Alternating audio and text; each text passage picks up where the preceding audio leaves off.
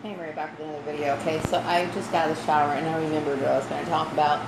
I was saying that, when it comes to work, I was thinking when it comes to work, I've always conducted myself in a way that I would say is beyond reproach, meaning that I've always taken my assignments seriously. I've always done my job. Never, spaced an assignment or, gave excuses for things that weren't turned in, because I always turned my things in. And my experience, I have seen several times where, my coworkers would space things off or take very little interest in the tasks that were given them. And I feel as though, in my situation, that this is completely unjust, okay? I struggle, I struggle more than a person has to, for no reason. And I get tired of being frustrated and having to deal with, people who are inconsistent in their behavior, people who accuse me of things that never even crossed my mind, or just, dealing with people that lack professionalism. I would say that I'm a very professional person, and I present myself to the employer in a professional manner, meaning that, I'm always dressed appropriately. I communicate appropriately during job interviews. I would say that my resume highlights my skills, just some of my skills. Actually, I have more skills than that to bring to the workplace, but I try to keep my things down to 2 pages. So, obviously, I'm someone who has a lot to contribute to the workplace, and unfortunately, I'm always in situations where I'm, in a constant struggle beyond my control. And this is what creates so much frustration, As an African-American person, particularly a woman, I feel as though, I get overlooked a lot because, people have preconceived ideas when the situation and it's obvious, okay, that oftentimes, and this is not me being competitive because I just believe in doing a good job. But obviously, I tend to be far more advanced in a lot of my skills than a lot of my white coworkers. And yet these people are constantly, like for example, Laura Hill. Laura Hill, did something that was completely illegal, completely immoral, completely unethical. And yet, she loses her job and then she easily finds another one. Whereas I don't do anything that relates to my job, and yet I have to be shuffled around here and there and struggle to find, basic employment, which I consider my aspirations are very basic, considering that I have the skills necessary to do far more. And just basically by me talking about my videos and talking about the laws, and I understand organizational structure, I understand a lot about business, a lot. And unfortunately, I have not been able to utilize all my skills in the workplace, which is very frustrating for someone like me. It's unfortunate that I have witnessed firsthand, the inequities in the workplace. How oftentimes, people receive things that they're not deserving of. That's not to say that there's people here in this town or that I've dealt with that aren't good at their jobs. I'm just saying is there's certain things that are quite obvious to me. And, I would like to say that, when I was working at Murray Family Farms, the general manager, he had an open relationship with his subordinate where something like that, in my mind, is completely inappropriate. And yet this person goes on and lives his life as if nothing ever happened. Whereas I have, very strong morals. When it comes to work, I don't mix business with pleasure, ever. And I'm completely against that sort of behavior for several reasons, okay? I conduct myself in a way that is beyond reproach.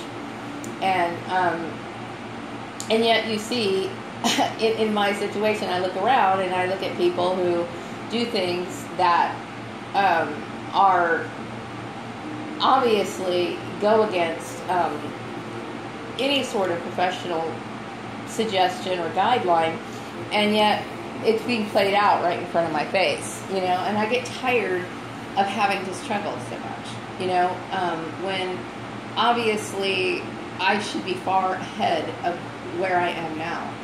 And, unfortunately, I don't know why some people, deal with me in this manner, especially when the perpetrators have obviously, identified themselves, unintentionally, of course, have identified themselves as people who are behaving in an illegal manner. So I deal with these issues on a continual basis, and I shouldn't be in a state of anxiety that I'm in. I shouldn't be in that. I should be able to find a job. I should be able to find a job within days, really, when you think about it, okay? My resume should stand out in front of everybody else's. Why? Because I have the skills to back up my claims, okay? I don't disappoint employers. When I like my job, I fully and completely dedicate myself to the task. I really don't I feel very cheated in this situation. I really do. And it's constantly in the back of my mind. I'm in a point right now where I don't know what I'm supposed to do. You know what I mean? So, you get people like Steve Murray, who's a very confident, cocky, arrogant piece of trash, who seems to think that he knows what he's doing, where yet he violates so many rights and so many laws, and he acts as though, he had this sort of entitlement to behave the way that he did, and he doesn't. You know what I mean? He doesn't have to. He shouldn't be working on the instruction of my family, Joel's family, or anybody's family. I have the right to do what I want, whenever I want, And like I said, unlike the general manager, and I'm not judging him, okay? Sometimes people fall in love at work, okay? And I'm not bashing that. But I don't do those sort of things. You know what I mean? My work is my work. And I devote myself to my work, okay? To me, work and that sort of thing should be completely separated. They shouldn't be together for several reasons, okay? And I could honestly say that I feel as though my behavior in the workplace is beyond reproach, meaning that the things that a lot of other people do that are obviously illegal or immoral or whatever, I don't engage in. Period. You know what I mean? And I don't want to ever be a part of anything like that. My work is my work. Period. Okay? And my reputation when it comes to my work is extremely important to me. You know what I mean? And it always has been. So for my family to make assumptions about me, they don't know me. Okay? And obviously the assumptions that they're making are a reflection of their own ideas and what they themselves would do. I would never do the things that they thought, or they're assuming or accusing me of. You know what I mean? Now,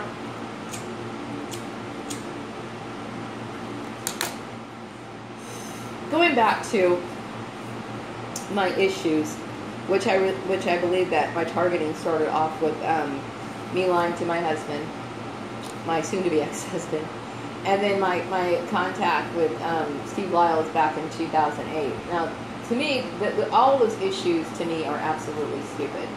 Okay, I don't have anything to do with Joel's family.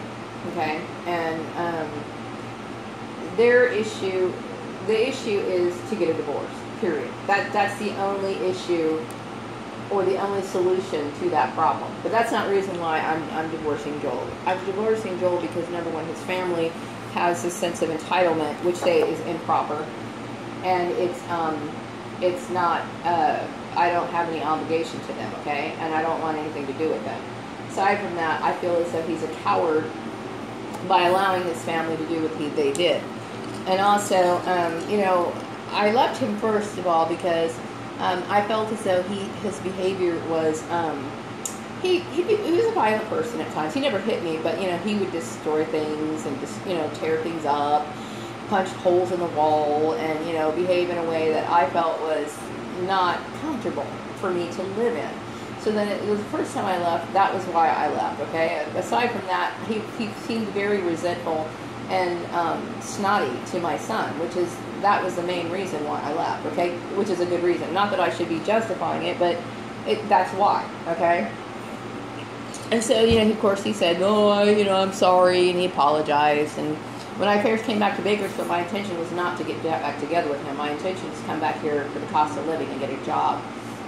But he came over, and, you know, he was being nice, and, you know, and so he would hang out every weekend. So then we decided to move back in together, okay? Then obviously his mother probably thought she had some sort of entitlement and became a fucking nightmare. And so that's all I really could tell you, okay? And the situation to me, for him to keep that from me is unforgivable. It just is, okay? Aside from that, I do understand that I understand that he's from an incestuous family, and so I'm not digging that. So that's it right there in a nutshell. The 2008 issue, like I said, I contacted Steve Wiles in 2008. Never heard anything from him. Didn't communicate with him. I was completely shut down, meaning that I didn't have any follow-up. I didn't continually pester him. I didn't sit there and try to find out anything about him. I just left him alone. Haven't thought about him in years, okay, until recently I started having dreams about the guy. So I kept thinking, okay, this might have something to do with it, because when I think about it, I was working at Organized Sports back in 2008. I started there in 2007, okay, and weird shit started happening, because I got there like around September. I keep thinking either September or November. I have to check my paperwork, okay, somewhere around the autumn time, the span of autumn, when I got to Organized Sports, okay. Got to Organized Sports in 2007, and I remember in 2008, I don't know if it was like in February or something like that, or maybe a little bit later than that. I don't know exactly what time of the year it was, okay, but it was in 2008 is when I contacted him. For some reason, I keep thinking it was sometime around springtime, maybe, okay? And then soon after that, you know, I was starting to get all kinds of weird shit. Now I'm putting things together. So just because somebody contacts somebody through Facebook, especially since there's no two-way communication, doesn't mean anything. But since I've been thinking about him, I'm like, yeah, you know what? He is cute. He's very cute. And I would love to get to know Steve Wiles, okay? But there's nothing else to that story. That's it. You know what I mean? So now I'm sitting here thinking, okay, what the fuck's going on? I need to get back to work, okay? So obviously, all these people in the United States, you know, got together. And there's that bullshit religious aspect of it too, okay? Which I'm assuming both sides of the families, meaning Joel's family and my family, started all this bullshit, okay? It's bullshit, okay? It's bullshit. So all of it really has had a huge effect on me. I don't have anything to apologize for. You know, I don't have anything to apologize for because I didn't do anything. You know, and yet I continue to struggle for reasons I don't want to. What do you call it? I don't like to be the kind of person that likes to make waves, and I don't like to ruffle issues when it comes to work. You know what I mean? I've always been a person who had very strong business ethics. And I believe in showing a level of respect to people that I work for. But when I notice certain things that go on, you know, I will speak up about it, especially if I feel like somebody's trampling over my rights, or I'm being discriminated against in a way that is unfair to me. So I have the right to stand up for myself, and I will do it. But typically, I would say that I'm a very, easygoing person. I get to work. I mean, people notice this about me. Like, I remember I get to work, and they're like, man, put your stuff down. Relax first. I get to work, and I'm at work. Meaning, I'll start opening the file drawers. I'll start, you know, turning on my computer. I sit down. I get my job done. Okay? I've seen people come to work. They go off. They're sitting here yakking to their coworkers. They're doing everything else. And I'm sitting here going back to get to work. Okay? This is what I'm here for. And so, you know, I feel as though I struggle far more than the average person for no reason. No reason. Now, I will say when I was younger, it took me a while to actually fall into this work ethic, because I would tell you when I was a teenager and an early adult, you know, I was a goof off too. I mean, I didn't quite understand how, you know, business related. I was there to get a paycheck when I was a young kid, okay? I wanted my paycheck so I could sit there and buy clothes, so I can go to the arcade, so I can go buy whatever. You know what I mean? Like, go buy a new, record player or whatever it was that I was wanting, it was about me, okay? But as I got older, I realized there's a cause and effect for everything. So slowly but surely, I have molded into a very, what do you call that, person who's extremely, what's the word for it? Amazing. I don't like to use the word rigid, but more somebody who does things in a systematic way. Like, I don't do any, I understand that there's a certain code of ethics, I understand that there's a certain way you're supposed to behave, and this is what I do. That's how I work, that's how I operate, okay? So I don't goof off like I used to. I mean, I tell jokes and stuff like that, and I do socialize at work if I'm in a decent environment, but I take my work very seriously, and I see the reasons for it, and I understand that there's cause and effect for the things that you do, okay? So what I did when I was younger has no bearing on who I am now, except for their learning experiences, and it has shaped and molded me into who I am now. So, with that said, you know, I feel as though, you know, of all the things that I've done, I should be further along by now. I shouldn't be working pieces of shit jobs like I've been offered. You know what I mean? Regardless of, you know, especially now. You know what I mean? And so I struggle far more than I should. I mean, seriously. I should be able to put out a resume and people should be able to say, because everybody knows who I am. I'm thoroughly convinced that most people know who I am. Okay? Because if you're gang stalked and there's obviously been an attempt to blacklist you or modify or manipulate your jobs, then employers are informed of this information somehow via email, word of mouth, whatever, or maybe like a dark web or whatever. I don't know how, okay? But obviously, you know, the word of mouth gets spread out through people. So you have to go through this charade and go through this interview process, and you don't bring it up and you just act as though everything's okay. You know what I mean? Because that's your best bet, okay? To get along, go along to get along, okay?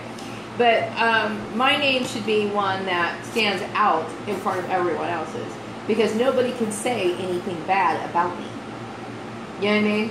Like I said, my work behavior is beyond reproach. You cannot say that Maria doesn't do this, Maria doesn't do that, Maria blah, blah, blah, blah, blah, or Maria doesn't know what she's doing. Maria fucking knows what she's doing. Okay? Like I said, I've been working in accounting for 20 years. Okay, I've been using QuickBooks since 2001. Just about every version, okay, of QuickBooks. Okay, so I mean, I have my necessary skills, and plus then some. The very fact that I'm making these videos and talking about laws and how they relate and how they apply goes to show you that I should be an employer's first choice, hands down. But yet I'm constantly struggling to find a job. Not based on what I've done, but based on people's bullshit assumptions that have absolutely no validity whatsoever. None. You know? So yeah, I get tired of it. I get tired of the struggle. And yeah, I do believe that, you know, my family was behind it, because I'm not the kind of person that sits on unemployment. I don't like unemployment. I don't like anything that doesn't allow me to earn my job, my money. Okay, and I know there's a lot of, you know, stereotypes about black people. Oh, black people are lazy. I don't know very many black people. I do know some black people who are lazy, but I know a lot of black people that get up and they're, you know, they get to, they hit the ground running, meaning that they are all about their work. Why? Because we know that when we go to the workplace, we are going to be treated in a way that's not going to be fair. Okay, we know that we are usually the last hired and the first fired. That's usually how it is, okay? And so we behave in a way that you can't say anything about us. And that's not me, my work ethic is not derived from me being a black person. It's just that because I'm a woman on my own and I have to take care of myself. That's the main thing, okay? But am I conscious and aware of the behavior and what goes on in the workplace and how people discriminate? You bet your ass I am. I'm fully aware of it. So to mix people intruding in on an African American person's work life is a disaster waiting to happen. Okay, I don't want to sit here and be singled out for harassment or any sort of thing like that. Okay, because what you could do to an African American person, you could destroy a person like that, just like that. Whereas I see people doing gross. When I say gross things, I'm referring to things that are obviously illegal, that should be grounds for termination instantly. This is all over this town. These people should be terminated like that for breaking federal and state laws. Just like that. And I've done nothing of the sort, and yet I struggle. So I fully understand that there is a lot of injustices that go on in the workplace. And this is something I can't deny. To be quiet about it would be stupid. Okay, that doesn't mean I'm going to sit here and be somebody who's going to march or say anything about it, like on a wide scale. But this is my video channel, so I'm going to express it because it's the truth. And there's a lot of truths that I'm fully aware of that I don't talk about, but I'm very much aware they are. Whereas the majority of society likes to sweep this sort of thing under the carpet and act like it doesn't exist. But I'm fully aware of what exists. I don't ignore reality. My life is about living in reality. So anyway, I'm going to wrap up this video, and I hope you all have a good evening. Take care. Bye-bye.